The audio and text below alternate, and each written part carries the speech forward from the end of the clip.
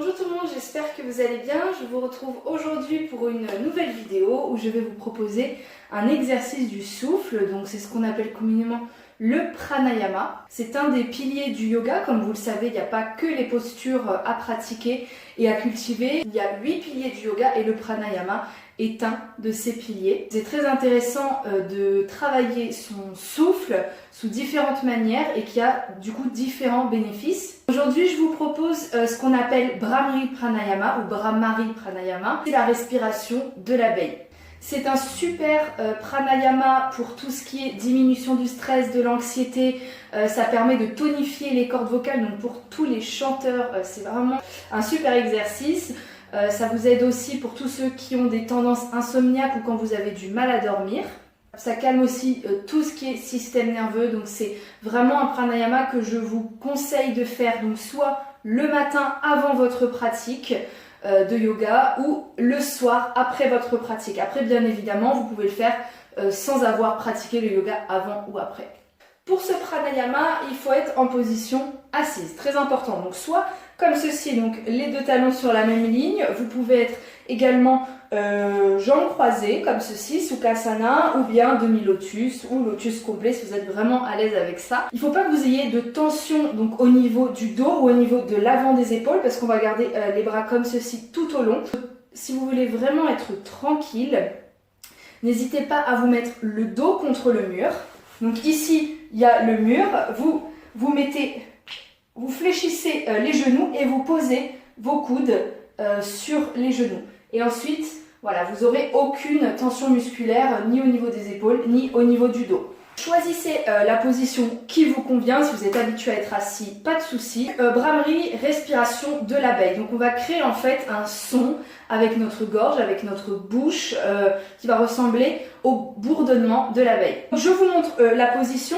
Ici, il va falloir venir boucher les oreilles. Donc moi, je trouve le plus simple, c'est quand même de venir boucher les oreilles avec les pouces. Ici, une fois que vous avez ça, vous venez fermer les yeux et poser tous les doigts au niveau des yeux. Donc une fois que vous avez ceci, vous prenez une inspiration tranquillement, une longue inspiration. Et à l'expiration, vous collez le bout de la langue au niveau du palais, donc en haut, comme pour faire un bol avec votre langue. Et quand vous expirez, vous faites comme un bourdonnement avec votre bouche, comme ceci.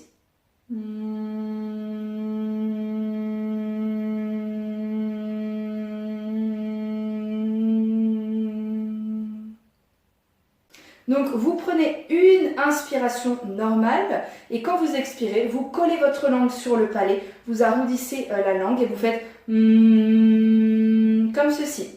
Le plus longtemps possible, des respirations vraiment très longues. Je vous le remonte une dernière fois, donc vous bouchez bien vos oreilles comme pour être vraiment dans une bulle à l'intérieur de votre tête. Vous allez voir, vous allez peut-être sentir un petit peu des bourdonnements. C'est le but, j'ai envie de vous dire. Donc on bouge bien les oreilles, on ferme bien les yeux. On inspire. La langue sur le palais.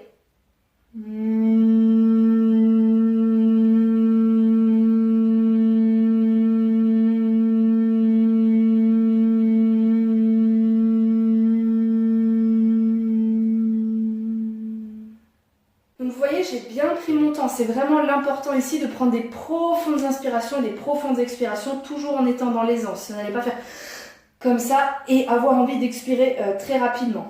Pour le bourdonnement, il n'est pas nécessaire de le faire très très fort. Il faut vraiment que vous ayez un ressenti comme de vibration en fait à l'intérieur de votre bouche et de votre tête. Si vous débutez, vous pouvez commencer par 5 fois, donc 5 fois j'inspire et 5 fois j'expire avec le bourdonnement. Ce sera amplement suffisant et après n'hésitez pas à augmenter suivant vos ressentis. Je le répète, le travail du souffle est hyper important. Même si vous n'êtes pas pratiquant de yoga, je pense qu'il est très intéressant d'inclure dans vos entraînements ou simplement dans votre vie quotidienne, le matin ou le soir à votre convenance, des exercices du souffle.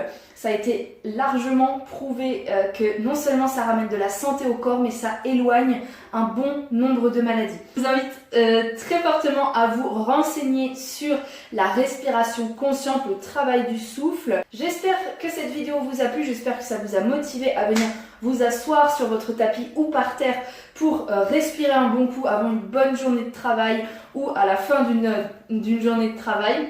Voilà, respirer, c'est la vie, il n'y a rien de plus vital. Donc il faut vraiment prendre soin de notre souffle. Je vous embrasse, je vous dis à très bientôt pour une prochaine vidéo. Bisous!